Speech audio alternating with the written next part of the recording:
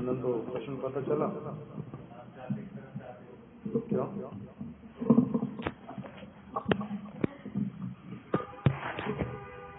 क्यों धीरू भाई?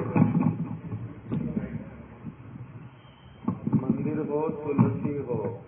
हमारे महाराज जी जगन्नाथपुरी में हम लोग महाराज जी के साथ रहते थे, तो वहाँ पर मंदिर ऐसे वाला है बीच में कि चारों तरफ से वहाँ पर आना जाना कर सकते, चारों तरफ से आना जाना कर सकते, खुला हुआ है चारों तरफ से। मंदिर बीच में है, प्रभुपाद जी का स्थान जो है जन्म स्थान। तो वहाँ पर महाराज जी अपने कक्ष से निकलेंगे, बाहर आ गए मंदिर के पीछे वाली तरफ, महाराज जी के कमरा मंदिर के पीछे आ गए। तो जब जाना है बाहर तब जाएंगे मंदिर को राइट में रख करके, जब वापिस आना है तब भी क्या करेंगे, अपने राइट में रख करके आएंगे। उससे अपने आप से परिक्रमा भी उसका हो जाता, परिक्रमा हो या ना हो, किंतु राइट साइड में लेकर के चलते। मंदिर होने से, तुलसी होने से, गाय होने से, पीपल का वृक्ष होने से, कोई भी ऐसी चीज अगर एकदम सामने आती है तो ध्यान करके कैसे जाना होता, ये राइट साइड में जाएंगे और वापस वो राइट में ही रख करके उसको बाहर आएंगे। इसीलिए ऐसे वाला करना पड़ता। महाराज जी से सीख लिया, उनको देख कर। अभी हम लोग दिल्ली गए थे एक दिन, शमशान घाट से। वहां पर एंटर करने के साथ ही साथ में पहले पीपल का पेड़ है, फिर अंदर का रास्ता गेट निकलता है। तो कुछ लोग इधर जाते, कुछ लोग उधर जाते। उनके लिए सिर्फ उतना ही है, वो पीपल को ध्यान देते नहीं। उनका सिर्फ इतना है कि हमारे को तो जाना है और गेट के अंदर से जाना है, वो पीपल की तरफ ध्यान देते नहीं। किंतु हम लोग पहले, हमारे से पहले कुछ लोग चले गए, फिर हम बाद में गए। हम लोग मृदंग कीर्तन करते हुए गए, फिर मृदंग बजाते हुए। तो हम लोग फिर जब पीपल को राइट साइड में लेके चले तो बाकी सारे पीछे वाले जो फिर उसी तरफ से आते हैं, वो दूसरी तरफ से जाते नहीं। और जब वापस भी आए तब भी उस समय पहले तो दोनों तरफ लोग जा रहे हैं, फिर जब हमने दूसरी तरफ से आना शुरू किया तो पीछे वाले हमारे पीछे पीछे ही आते हैं। उनको पता नहीं ऐसा क्यों करना, किंतु भेड़ चाल जैसा होता। आप जो कुछ करोगे, चलते चलते किसी पेड़ को हाथ लगा दो, सारे हाथ लगाएंगे, कुछ लेना देना नहीं। उस तरह से जैसे महाराज जी बोलते थे कि हैदराबाद में नेचुरोपैथी में एक बकुल के पेड़ को, दो पेड़ों को देख करके वो मरने वाले एकदम से ऐसा लगता है उनको देख के। महाराज जी ने अपने कमरे में से पानी की बाल्टी एक दिन दो दिन अपना भर करके डाल दी। तो अभी पास में जो लोग रहते गुजराती लोग, उन्होंने भी अपने कमरों से बाल्टियां भर भर के उसी पेड़ में डालनी शुरू की। इसलिए महात्मा जी जब इस पेड़ में पानी देते हैं तो ये पेड़ विशेष पेड़ है। और महाराज जी कहते मैं विशेष पेड़ जान करके उसमें पानी दिया नहीं। क्यों पानी दिया? क्योंकि वो सूख रहा है, उसमें फल आने वाले, उसको पानी ज्यादा चाहिए। वो लोगों को समझ आता है, वो भेड़ चाल में करते।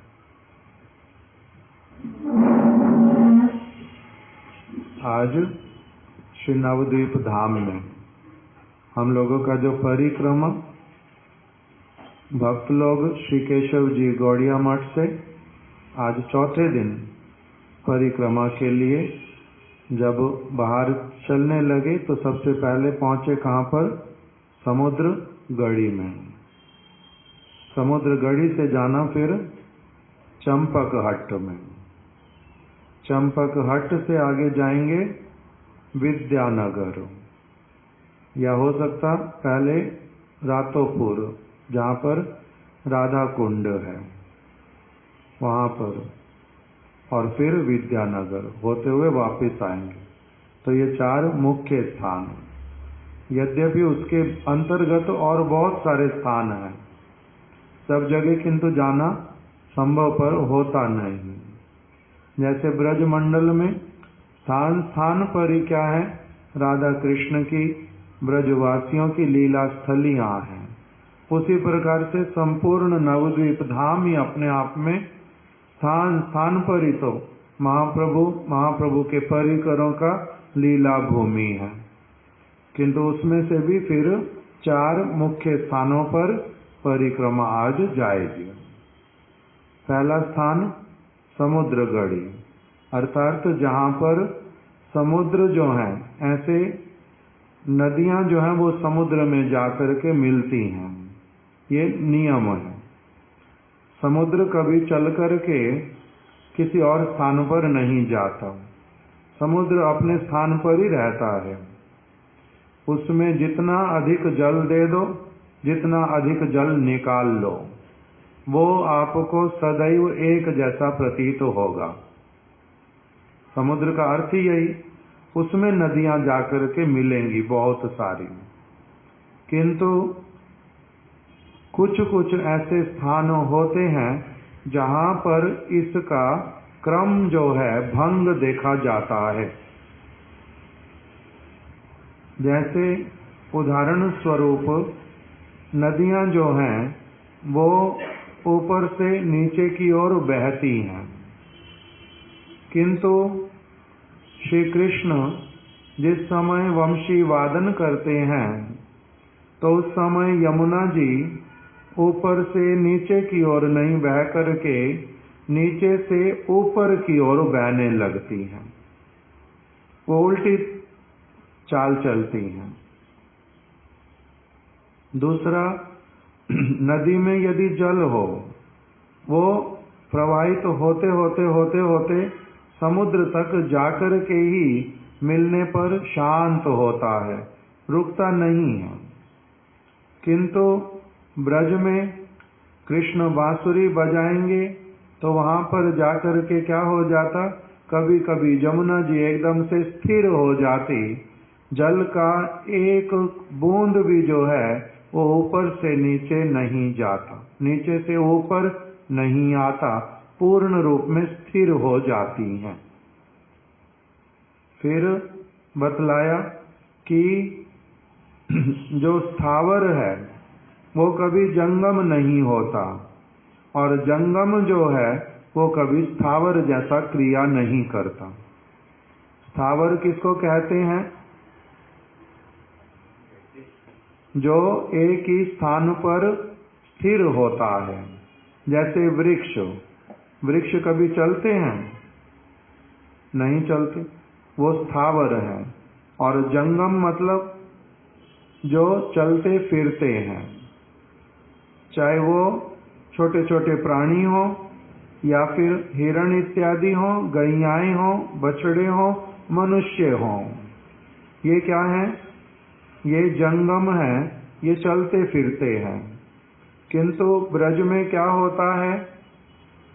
स्थावर बन जाते जंगम और जंगम बन जाते स्थावर, कृष्ण को देखने मात्र से ही, उनकी ध्वनि सुनने से, उनके रूप का दर्शन करने से।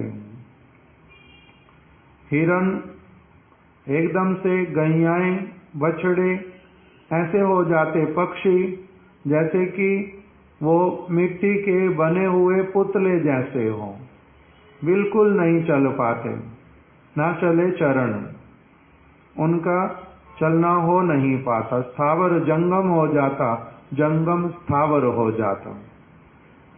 इसी ये सारी वस्तुएं कैसे होती हैं, इसके लिए बतलाया कि भगवान की एक शक्ति है जिसको बोलते हैं घटन अघटन पटीयसी शक्ति।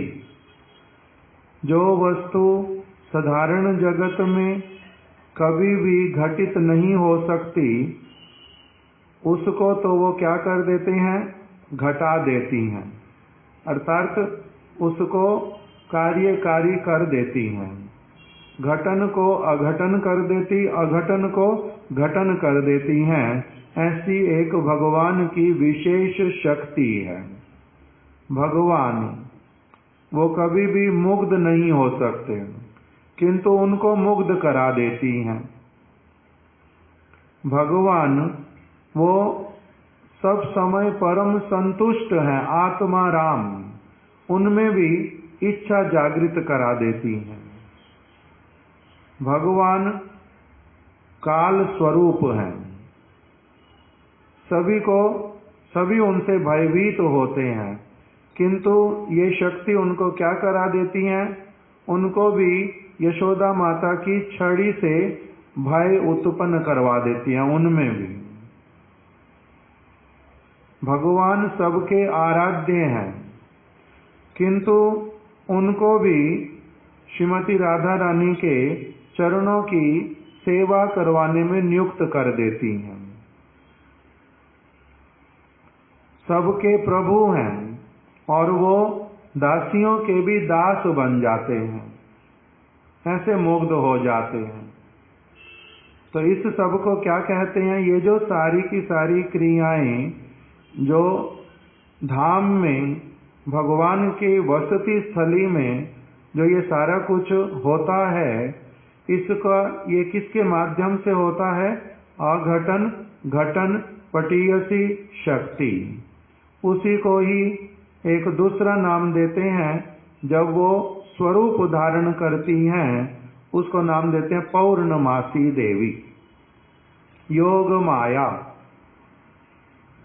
वही योग माया पौर्णमासी देवी कभी तो दैव का ऐसा विधान करती हैं कि कृष्ण ब्रज गोपियों के साथ में मिल पाते और कब आनंदित होते हैं, उनको आनंदित कर देती हैं।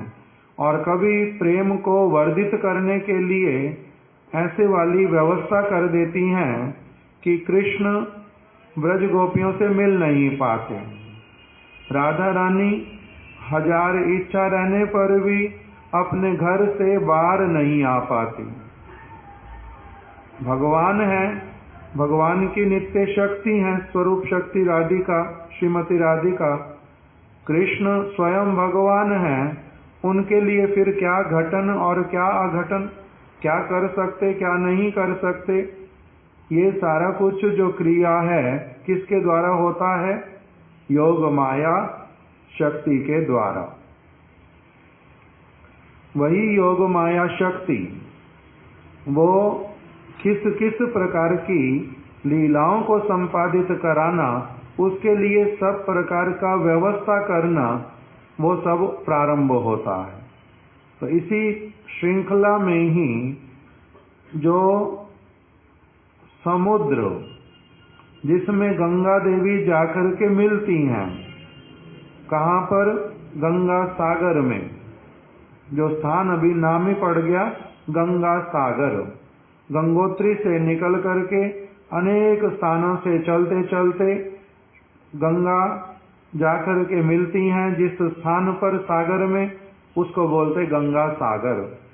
वहीं गंगा सागर में सागर ने जो है गंगा देवी को प्रार्थना किया, ये हे देवी, मैं आपके माध्यम से, अब आप कृपा करके मेरे को आप क्या करो, आप मेरे को अपने साथ में नवद्वीप धाम लेकर के चलो। मैं अब, आप सीधी चाल चल रही थी, अब सीधी चाल नहीं चल करके इस समुद्र से मेरे को नवद्वीप धाम में लेकर के चलो। अर्थात गंगा देवी ने समुद्र की इच्छा को जान करके, समुद्र देव की इच्छा को जान करके अपना बहाव उल्टा किया और समुद्र को अपने साथ लेकर के कहाँ पर पहुंच गई? श्री नवद्वीप धाम में। ये कैसे संभव होता है? ये भगवान की जो अघटन घटन पटीयसी शक्ति उसके द्वारा संभव पर होता है। भगवान समुद्र देव को वहां पर अपने पास में बुला करके कुछ विशेष जो उनको सेवा, उसका सौभाग्य प्रदान करते हैं। क्यों?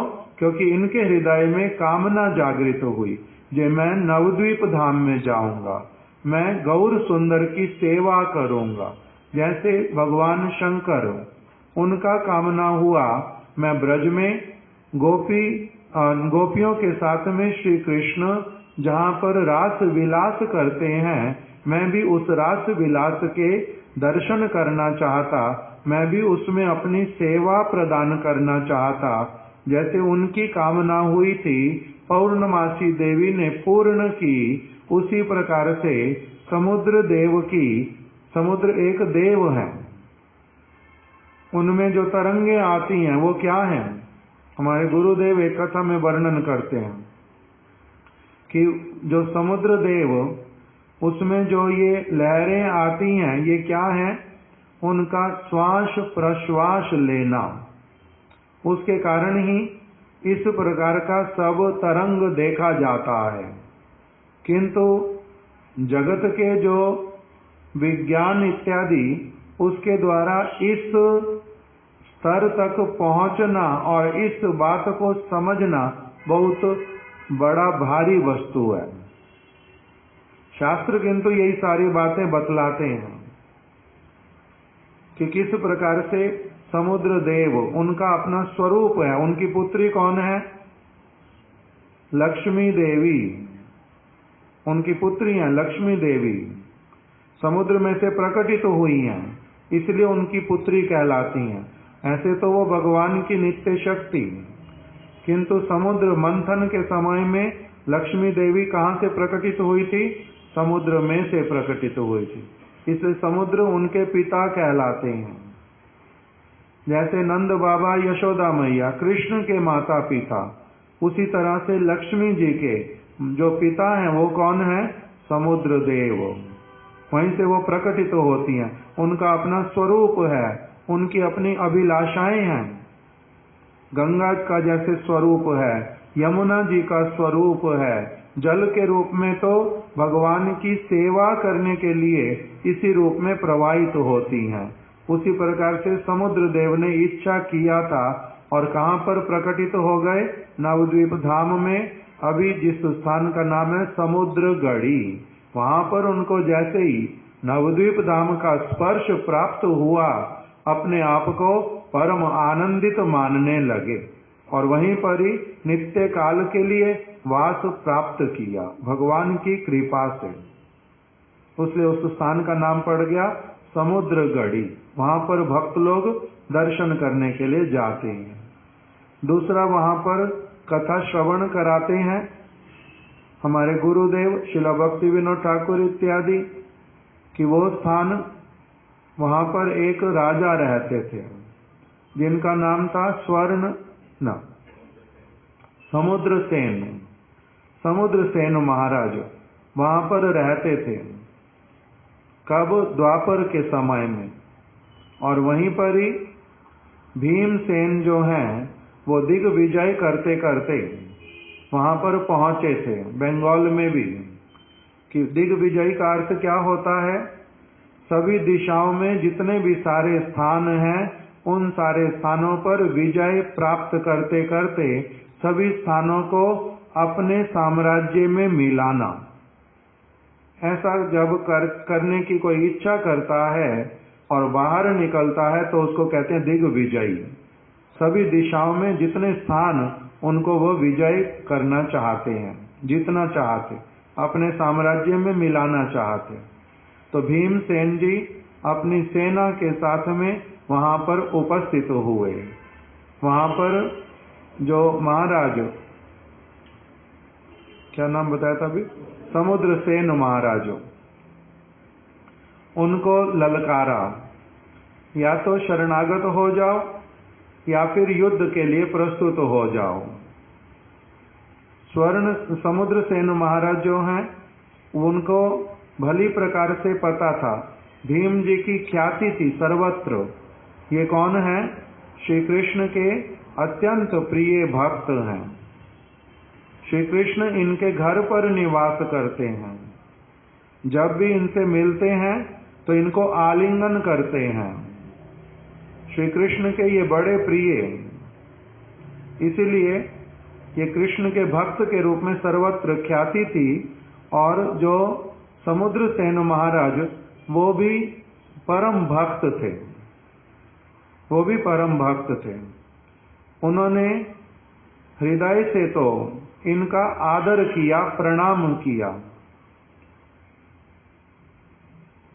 दूसरी ओर किंतु भीमसेन जी जो हैं, उनको अभी ये नहीं पता था, भगवत शक्ति के प्रभाव से उनसे ये वस्तु जो है अलक्षित रह गई, उन्हें पता नहीं चला। नहीं तो जो परिकर भगवान के नित्य परिकर हैं, वो साधन करके भगवान के प्रिय नहीं बने भीम जी, वो उनके नित्य परिकर हैं। जैसे नंद बाबा, यशोदा माता, राधा रानी, ललिता सखी, विशाखा सखी, सुबल सखा, सुदाम, श्रीदाम इत्यादि जो सारे ब्रज के परिकर हैं, इन्होंने कोई साधन करके भगवान का परिकरत्व प्राप्त किया हो, ऐसी बात तो नहीं है। ये तो भगवान के नित्य सिद्ध परिकर, अर्थात सब समय के लिए, जब से भगवान तभी से वो, अनादि काल से उनका कोई भी ऐसे वाला स्थिति नहीं होता कि वो साधारण जीव जैसे हों।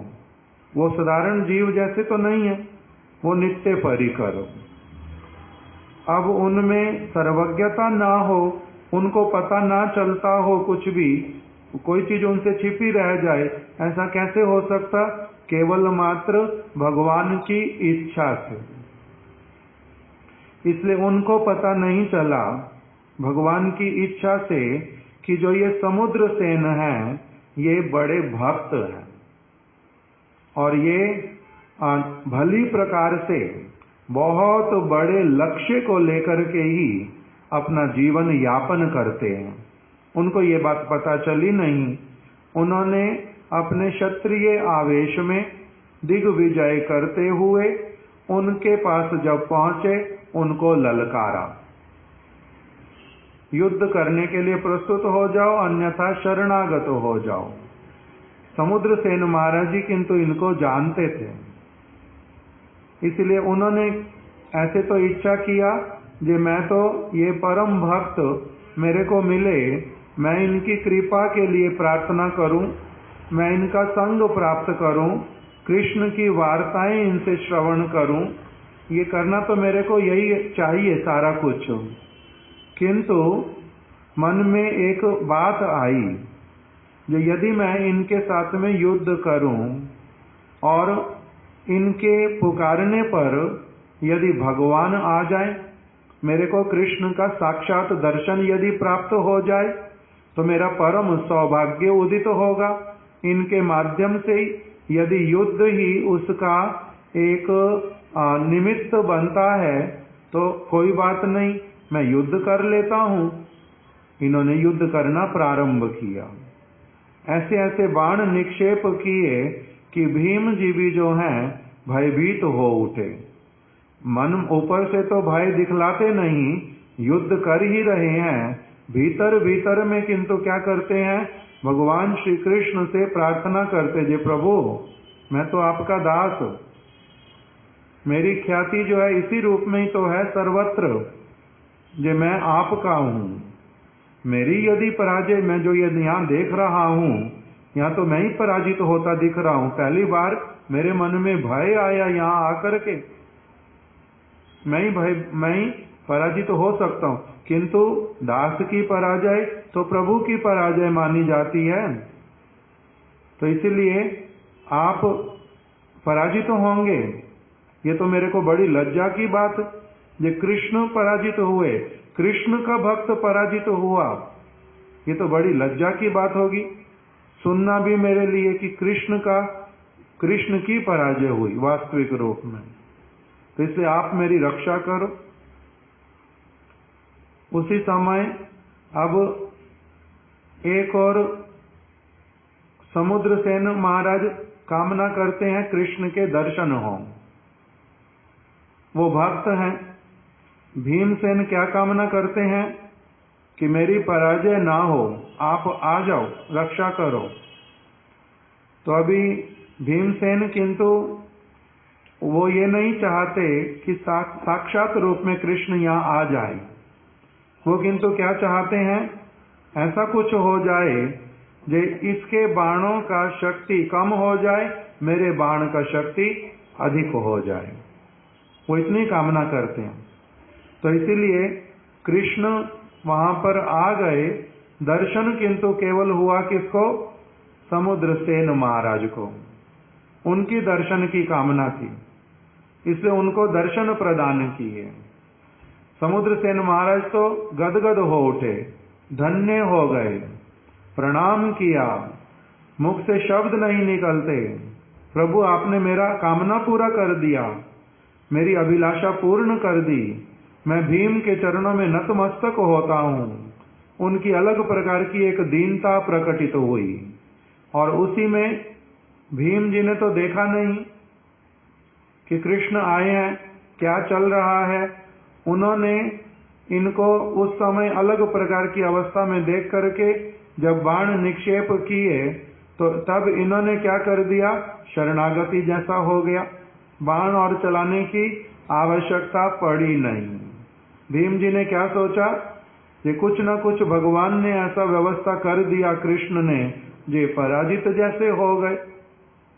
तो इसलिए भीम फिर दिग्विजयी होने पर पराजित जब किसी को कर देते तो क्या करते हैं, उपहार इत्यादि बहुत सारे लेकर के, हस्ताक्षर लेकर के केवल अगले स्थान पर चले जाते हैं। तो वहीं से बड़े सारे समुद्रसेन महाराज जी से उपहार इत्यादि लिए और आगे बढ़ गए। ये वहां का इतिहास बतलाया। जो समुद्रसेन महाराज को कृष्ण के दर्शन हुए। तो यहीं पर ही फिर हमारे गुरुदेव श्रील त्रिविक्रम गोस्वामी महाराज जी इत्यादि केवल मात्र इस कथा को कथा तक नहीं रख करके इसके भीतर में जो उपदेश, शिक्षा, रहस्य, तत्व इत्यादि जो निकलते उसको वो प्रकटित करते थे कि भीम जो हैं वो भगवान के नित्य सिद्ध परिकर, ये ठीक बात है, नित्य परिकर। और समुद्रसेन महाराज जो हैं वो कौन है, वो नित्य परिकर नहीं है किंतु जीव हैं। जीव बड़ा न कि नित्य सिद्ध परिकर बड़े, नित्य सिद्ध परिकर बड़े। जीव छोटा है किंतु वही जीव यदि उसका लक्ष्य जो है वो यदि बड़ा हो जाए तब फिर वो वैकुंठ के परिकर, वैकुंठ के परिकर अर्थात लक्ष्मी और नारायण जी के परिकर, दूसरे स्थान पर नरसिंह भगवान के लोक में उनके जो परिकर, राम भगवान का जो लोक उसमें जो परिकर, तत्व की दृष्टि से एक अलग विचार, किंतु उसके बीच में, तत्व के बीच में भी जो सूक्ष्म तत्व जिसको रसगत विचार के अंतर्गत भी बोलते हैं, रसगत विचार भी कहते हैं, उसके अनुसार ये जो हैं इनका स्थान कौन सा, नवद्वीप धाम अर्थात ब्रज धाम। ब्रज में उनको वास का सौभाग्य प्राप्त हुआ। और भीमसेन जो हैं वो वैकुंठ के परिकर, द्वारिका के परिकर, तो इसलिए इनका स्थान ऊंचा हो जाता। इनको गौरांग महाप्रभु के रूप में कृष्ण ने दर्शन प्रदान किए नवद्वीप में, राधा कृष्ण के रूप में दर्शन दिए, गौरांग के रूप में दर्शन दिए। तो इस भीम जी को जो ब्रज वाले कृष्ण, ब्रज परिकरों के साथ में विलास करते हुए कृष्ण, उसका दर्शन कभी नहीं हुआ, भले ही वो नित्य सिद्ध परिकर। तो इसलिए इनका जो स्थिति समुद्रसेन महाराज जी का वो ऊंचा हो जाता। गौरांग महाप्रभु के परिकर, उनके दर्शन करने वाले, गौरांग महाप्रभु के स्वरूप को नित्य काल के लिए आराधना करने वाले, वहीं पर ही उनके चरणों का नित्य कामना करने वाले। हेताए चैतन्य मिले सेथा राधा कृष्णा, ऐसे वाले साधन करने में नियुक्त, प्रेम का साधन करने में, जिससे कि एक और मेरे को नित्य नवद्वीप धाम में गौरांग महाप्रभु का परिकरत्व प्राप्त हो, दूसरी ओर मेरे को जो ब्रज मंडल उसके अंतर्गत जो राधा और कृष्ण का नित्य विलास भूमि, वहीं पर ही मेरे को जो है वो सेवा सुख की प्राप्ति हो, इस प्रकार की कामना से युक्त जो समुद्रसेन महाराज, इसीलिए भीम जी से उनका महात्म्य जो है बड़ा उन्नत, वो नित्य परिकर, ये साधक होने पर भी उनसे श्रेष्ठ, ये तत्व स्थापित किया जाता था विभिन्न विचारों को प्रस्तुत करके। फिर कभी कभी गुरुदेव एक बात उठाते थे कि क्या भक्तों में कौन छोटा कौन बड़ा, ये बातें उठानी चाहिए, अच्छी हैं कोई ये बातें। भक्त तो भक्त है, तुलसी के पत्ते तो सारे ही, छोटा हो बड़ा हो जैसा मर्जी हो, वो तो तुलसी का पत्ता ही है। गंगा देवी का जल किसी भी स्थान पर क्यों ना हो, गंगा तो गंगा ही है। तब फिर उसमें कौन से स्थान का जल अच्छा, कौन से स्थान का थोड़ा छोटा कम महात्म्य वाला, ये कोई विचार होता है। फिर तुलसी का पत्ता, इसका महात्म्य अधिक, इसका महात्म्य कम, ये कोई बात होती है? तो कहते थे होती है, एक दृष्टिकोण से नहीं होती, एक दृष्टिकोण से फिर होती है। जैसे कहते थे हम ये किस आधार पर करते हैं, सनातन गोस्वामी जी के चरण कमलों का अनुसरण करते हुए बृहद भागवतामृत के अनुसार। उसमें सनातन गोस्वामी पाद जी ने श्रीमन महाप्रभु के दिशा निर्देश अनुरूप निर्धारित किया, प्रहलाद महाराज जी का स्तर, ध्रुव महाराज जी का स्तर, फिर अम्बरीश महाराज जी का स्तर, उससे ऊपर फिर जाकर के हनुमान जी का स्तर, फिर पांडवों का स्तर, फिर उद्धव जी का स्तर, फिर ब्रज गोपियों का स्तर, उसमें भी फिर श्रीमती राधा रानी का स्तर। ये सारा जो है एक किस किस के हृदय में कितना अधिक भगवान के प्रति अनुराग है, कैसा उनका जो हृदय जो है वो सब प्रकार की सीमाओं को लांघते लांघते लांघते लांघते किस एक परम उच्च सीमा को प्राप्त करता है, उसको समझाने के लिए उसमें से किस प्रकार का जो सेवा का भावना मैं अपने हृदय में पोषण करना चाहता हूँ, उसको बतलाने के लिए हृदय में उस वस्तु को तराशने के लिए ये जो भक्तों का तारतम्य वो बतलाया जाता है। तारतम्य अर्थात तार और तम, तार मतलब छोटा वाला स्तर, तम मतलब बड़ा वाला स्तर। तार तम ऊपर और नीचे उसमें करना पड़ता 100%, 99.99999% कौन सा बड़ा है कौन सा छोटा है, ये समझने के लिए क्या सीखना पड़ता है? बहुत सूक्ष्म से सूक्ष्म जो डेसिमल जिस वस्तु को डिफाइन करता है उस बात को समझना पड़ता। इसी प्रकार से भक्त कौन सी श्रेणी का मैं बनने की कामना करता हूँ, उस वस्तु के लिए फिर इसका आवश्यकता पड़ता है। तो इसी प्रकार से जो गंगा का जल, नवद्वीप धाम में गंगा और हरिद्वार में गंगा, उसमें अंतर आता न नहीं आता। जो गंगा जल है वो अपने आप में परम पवित्र भगवान का चरणामृत है, और साथ ही साथ में फिर चरणामृत होने पर भी भगवद स्वरूप ही है, उनसे अभिन्न है। इसीलिए गंगा जल के रूप में आप लो, पान करो, तब भी असुविधा नहीं। उसी जल को लेकर के भगवान के विग्रह को स्नान कराओ, तब भी कोई असुविधा नहीं। भगवान के चरणामृत से भगवान को स्नान कराना, कराते हैं ऐसे? भगवान के चरणामृत से भगवान को स्नान नहीं कराते, एकमात्र गंगा जल को छोड़ करके। गंगा जल चरणामृत भी, साथ ही साथ में स्वयं ब्रह्म स्वरूप, स्वयं भगवान, इसलिए उसके जल को लेकर के स्नान कराओ भगवान को, कोई असुविधा नहीं। किंतु उसमें दूध मिला दिया, दही मिला दी, शहद मिला दिया और फिर लेकर के उसको भगवान को स्नान कराओगे, तब नहीं होगा, तब नहीं होगा। भगवान का चरणामृत, भगवान से कोई स्नान कराएंगे, वो होता नहीं। तो इसलिए एक स्थान पर वो क्या है, स्वयं गंगा भगवान का चरणामृत भी है, दूसरे स्थान पर वो क्या है, स्वयं ब्रह्म भी है, भगवान से अभिन्न है।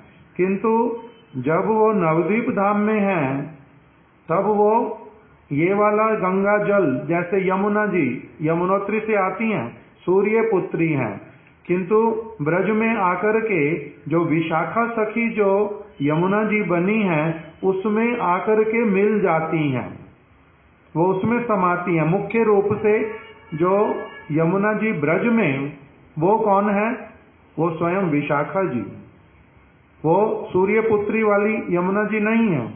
यमुना पुत्री, उनमें सूर्य पुत्री आके मिल जाती हैं केवल। उसी प्रकार से गंगा जी का बतलाया, जो नवद्वीप धाम में जो गंगा, वो कौन है, स्वयं गौरांग महाप्रभु प्रेम स्वरूप होकर के ऐसे विलास करते हैं।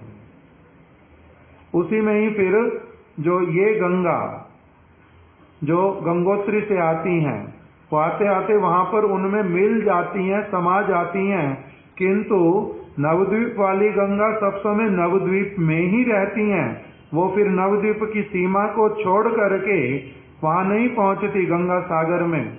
उनका नित्य स्थान कहां पर, नवद्वीप के अंतर्गत ही, जैसे यमुना जी का स्थान ब्रज के अंतर्गत। क्या बतला रहा था, किंतु हाँ, तो गंगा जल में अंतर नहीं होने पर भी जो बाकी सब स्थानों पर गंगा जल और जो नवद्वीप में गंगा जल, उसमें क्या है, अंतर है। अंतर नहीं है, अंतर है। दिखलाई किसको देता, समझ किसको आता। इसलिए श्रील भक्ति विनोद ठाकुर जी ने एक प्रबंध लिखा, थियोलॉजी ऑफ गंगा। इसका हिंदी में एक दिन अनुवाद देखा था, भूल गया अभी फिर से।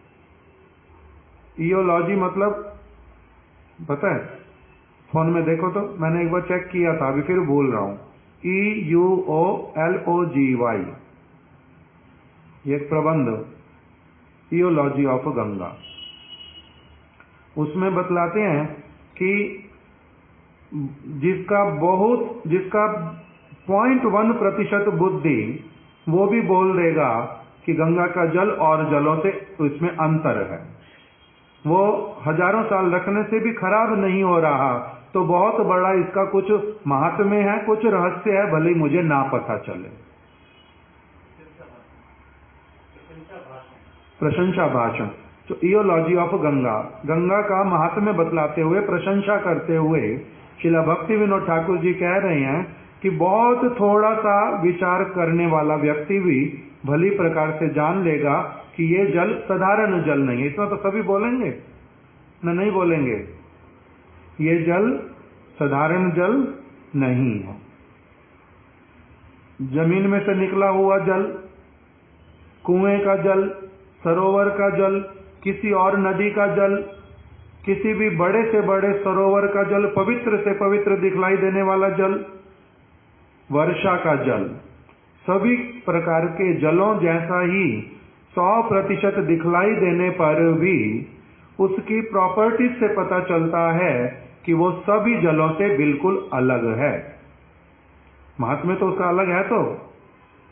तो अब उसी बात को आगे बोलते हैं कि जिस प्रकार से हम अपने जड़ नेत्रों से इस अंतर को नहीं देख पाते, उसी प्रकार से और स्थानों के गंगा जल को और नवद्वीप के गंगा जल में जो अंतर, हम उसको अपने चर्म चक्षुओं से और मंद बुद्धि के द्वारा नहीं समझ सकते। हमें नहीं दिखलाई देता। नहीं दिखलाई देने पर भी उसका अपना जो महिमा, उसमें कमी नहीं पड़ता। उसका महिमा अपना, वो अपनी महिमा में महिमान्वित है। मैं देखूं या नहीं देखूं, देखूंगा, समझने का इच्छा करूंगा, प्रार्थना करूंगा, तो मैं ही सौभाग्यशाली बनूंगा। उनका उसमें कोई हानि या लाभ नहीं होता, मेरा ही लाभ होता, प्रॉपर एटीट्यूड के साथ अप्रोच करने से। तो ये सारा कुछ क्यों बतलाया? हाँ, दूसरा एक विषय, तुलसी पत्ता छोटा हो पत्ता बड़ा हो, श्यामा तुलसी हो अथवा हरे रंग वाली तुलसी हो, सारे एक ही, सभी भगवान की सेवा में लगते। उसमें कहीं पर कोई असुविधा है? उसमें छोटा बड़ा है कुछ या नहीं है? छोटा बड़ा है ना? नहीं है, नहीं है, एक दृष्टिकोण से। दूसरे दृष्टिकोण से फिर है। गुरुदेव बोलते थे इस बात को कि तुलसी मंजरी जब लेने के लिए जाएंगे, कैसे उसका चयन करना पड़ता? बाकी सारे जो पत्ते हैं वो भी तुलसी के पत्ते, और जो मंजरी के जिन पत्तों के एकदम साथ में मंजरी उदित होएगी, उगेगी, वो भी तुलसी के ही पत्ते। किंतु वो वाले पत्ते जो मंजरी के साथ में जुड़े हुए पूर्ण रूप में, उसी को तुलसी जब मंजरी चयन करते हैं तो कैसे करते हैं? उसके दो पत्तों के साथ में सदैव, उसको अकेला तुलसी का पुष्प माना जाता। वो ये सारे पत्ते और जो पुष्प है उसको, वो किसको कहते हैं? मंजरी को। मंजरी है पुष्प तुलसी का। उसके साथ में जो दो पत्ते सबसे अंत में लगते हैं, उनके साथ में ही जब उसका चयन करके भगवान के चरणों में देते हैं, तब भगवान सबसे अधिक प्रसन्न होते हैं। अर्थात तुलसी ऐसे कौन है? तुलसी कौन है? वृंदा देवी। वृंदा कौन है? श्रीमती राधिका की सखी, दूती का कार्य करती हैं, बहुत सारी और सेवाएं करती हैं। वृंदावन का अधिकार उनको किसने देकर के रखा? वृषभानुपुत्र्या दत्ताधिकारे वृषभानुपुत्र्या वृंदे नुमस्ते चरणार विंदम। पहला पंक्ति क्या है? समस्त वैकुंठ शिरोमणौ श्री कृष्णस्य वृंदावन धन्य धामनि दत्ताधिकारे वृषभानुपुत्र्या वृंदे नुमस्ते चरणार विंदम। हे वृंदा देवी, मैं आपके श्री चरण कमलों में प्रणाम करता हूँ। वृंदे नुमस्ते चरणार विंदम, नमस्कार करता हूँ। किस लिए?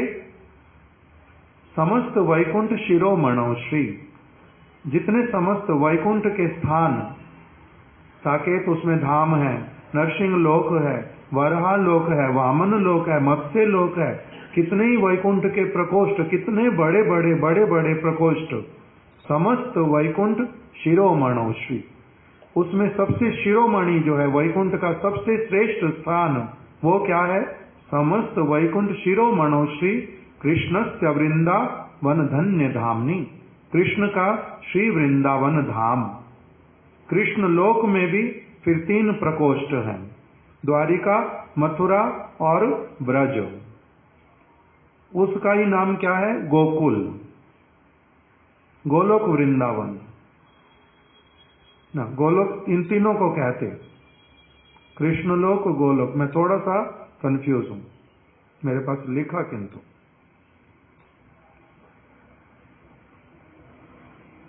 श्री कृष्ण के 3 आवास स्थान कहलाते हैं। एक अंतर आवास गोलोक, दूसरा मध्यम आवास परव्योम श्री वैकुंठ, तीसरा बाह्य आवास देवी धाम। ये 3 कृष्ण के आवास स्थान बतलाए। अंतर आवास गोलोक, मध्यम आवास परव्योम श्री वैकुंठ, बाह्य आवास देवी धाम। अब हम दो की बात नहीं कर रहे, बाह्य आवास की बात नहीं करेंगे, मध्यम आवास की भी अभी बात नहीं करेंगे, केवल किसकी बात कर रहे हैं? अंतर आवास गोलोक की। उस अंतर आवास गोलोक का दूसरा जो नाम है वो है अंतापुर गोलोक श्री वृंदावन। उसी के अंतर्गत फिर 3 स्थान है, द्वारिका, मथुरा, गोकुल। एक का नाम है पूर्ण, दूसरे का पूर्णतर, तीसरे का पूर्णतम।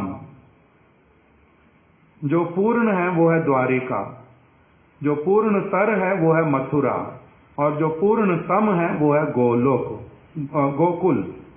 गोलोक के अंतर्गत, गोलोक एक साथ में तीनों को बोल दिया, गोलोक वृंदावन, अर्थात तीनों, मथुरा भी, द्वारिका भी और गोकुल भी। मथुरा, द्वारिका है पूर्ण, मथुरा है पूर्णतर और गोकुल है पूर्णतम। अब फिर उसमें भी द्वारिका में पूर्ण उसको क्यों कहते हैं? क्योंकि वहां पर ऐश्वर्य आधिक्य, सबसे अधिक ऐश्वर्य है। उससे ऊपर मथुरा, वहां पर ऐश्वर्य पूर्ण मात्रा में उतना का उतना ही है, उससे अधिक है, किंतु वहां पर माधुर्य मिश्रित है। और जो गोकुल है वो पूर्णतम है, वहां पर ऐश्वर्य द्वारिका से, मथुरा से कोटि गुना अधिक है, होने पर भी वहां पर माधुर्य केवल इतना प्रबल है कि वहां पर एक रंच मात्र भी कोई ऐश्वर्य का दर्शन तक भी करता नहीं है, इसलिए उसको बोलते हैं पूर्णतम। तो ये 3 स्थान बतलाए। अब इसी पूर्णतम गोकुल के अंतर्गत, अब पहले हम आए कृष्ण के 3 आवास स्थान, उसमें से केवल हम कहां पहुंचे? अंतर आवास में। अंतर आवास में से 3 स्थान आए, द्वारिका, मथुरा और फिर गोकुल। अब द्वारिका मथुरा को भी छोड़ दो, उसकी बात भी, फिर कहां पर पहुंच जाते हैं? गोकुल में। गोकुल में भी फिर बहुत सारे स्थान।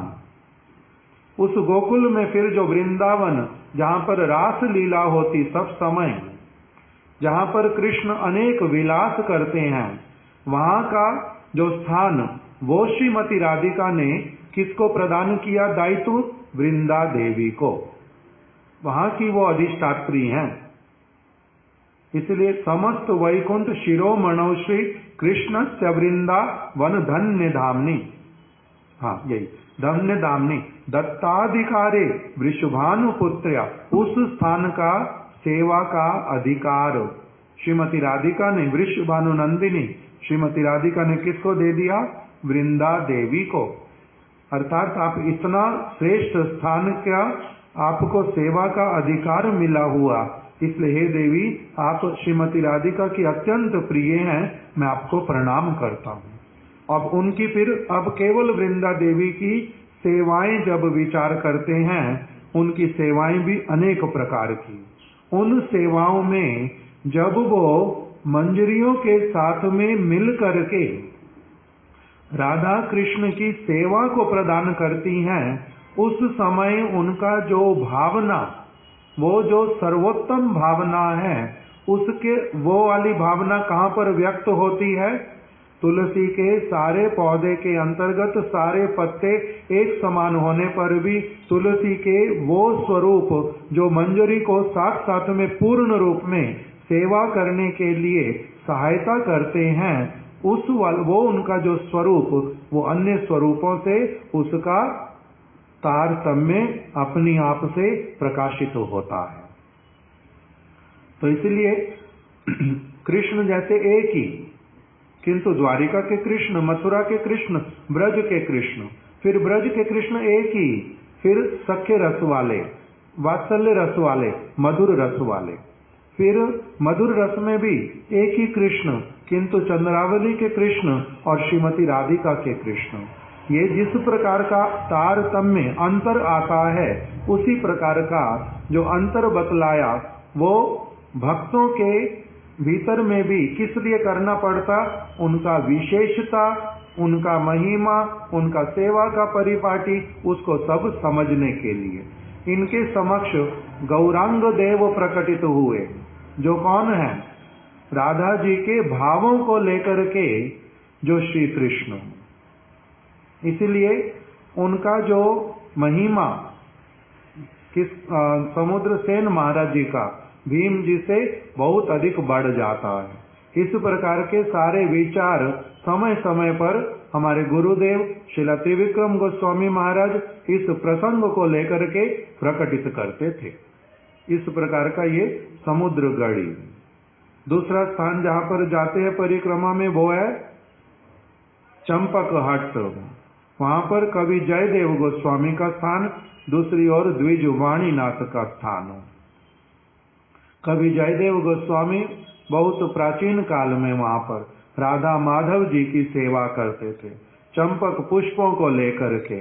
वहीं पर ही उन्होंने बड़े सारे पदों की रचना की, जिनको महाप्रभु श्रवण करके परम आनंदित होते हैं।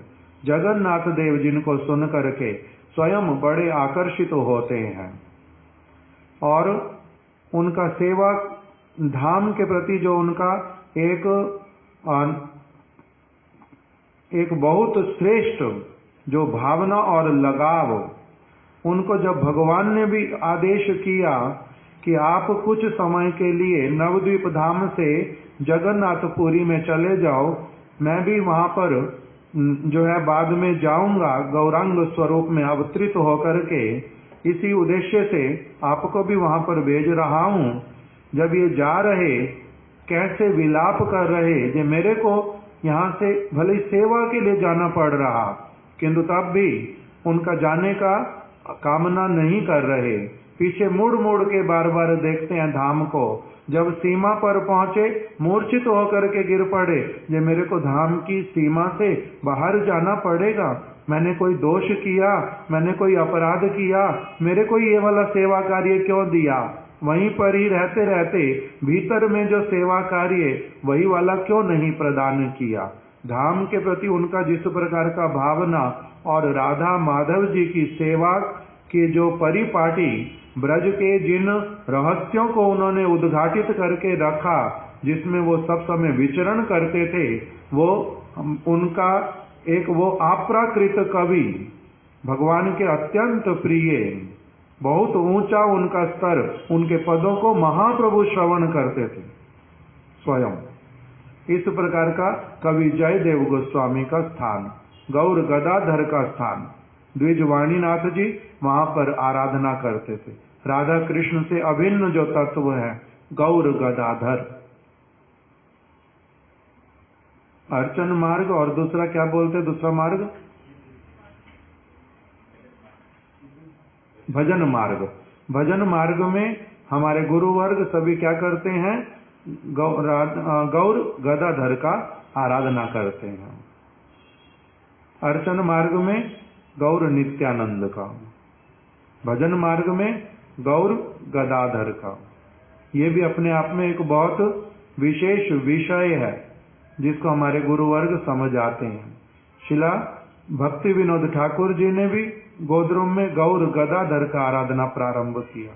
हमारे गुरु महाराज जी ने गोपीनाथ गौड़िया मठ मायापुर में, ईशोद्यान मायापुर में गौर गदाधर का सेवा उन्होंने भी प्रारंभ किया। तो इसलिए भजन मार्ग में गौर गदाधर की आराधना, उस प्रकार का वहां पर कथा कीर्तन गुरुदेव करते थे। आज यहीं तक ही रख देते कथा को। आगे राधा कुंड भक्त लोग जाएंगे, विद्यानगर जाएंगे। राधा कुंड की महिमा गौड़िया भक्तों के लिए सर्वश्रेष्ठ। उसी स्थान का ही सब समय क्या करते हैं? कामना करते, वास वहीं पर ही करते। हमारे समस्त गुरु वर्ग देह से कहीं पर भी क्यों ना हो, वो सब समय राधा कुंड के नित्य निवासी। और विद्यानगर, समस्त विद्याओं में से सर्वश्रेष्ठ विद्या जो है वो कौन सी? विद्या मध्य कौन विद्या क्या है? प्रभु कहे राय कौन विद्या? विद्या मध्य सार। राय कहे कृष्ण भक्ति बिना विद्या नहीं आर। कृष्ण भक्ति ही सर्वश्रेष्ठ विद्या। और जितनी समस्त वस्तुएं निकल करके आती हैं, विद्या, सांख्य योग और वहां पर नाम दिए बहुत सारे। जब भक्ति विनोद ठाकुर जी महात्म्य बतला रहे तो कह रहे वो सारी विद्याएं इस विद्या तक पहुंचाने के लिए ही प्रकटित हुई। तर्क, युक्ति और पूर्व पक्ष, उत्तर पक्ष, मीमांसा, संशय, जो सारा कुछ वो जीव को एक स्तर से उस उच्च स्तर तक पहुंचाने के लिए, वो सारी विद्याएं, सारी बातें वो भी कहां से निकल करके आती हैं? इस ऊपर वाले स्तर से नीचे वाले स्तर पर, नीचे स्तर के लोगों को ऊपर ले जाने के लिए ही आती हैं। तो समस्त विद्याओं का जो उत्पत्ति स्थल वो क्या है? विद्यानगर, नवद्वीप धाम के अंतर्गत। इस प्रकार से थोड़ा थोड़ा हमने वहां के स्थानों का महात्म्य सुना।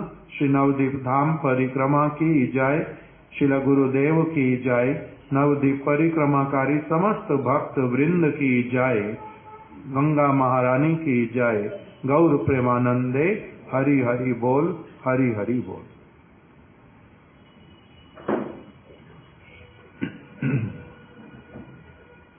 नितिन भैया जल्दी जाकर के अंदर फ्रिज में हलवा रखा है एक थैली में, उसको गर्म कर दो तो जितना जल्दी हो।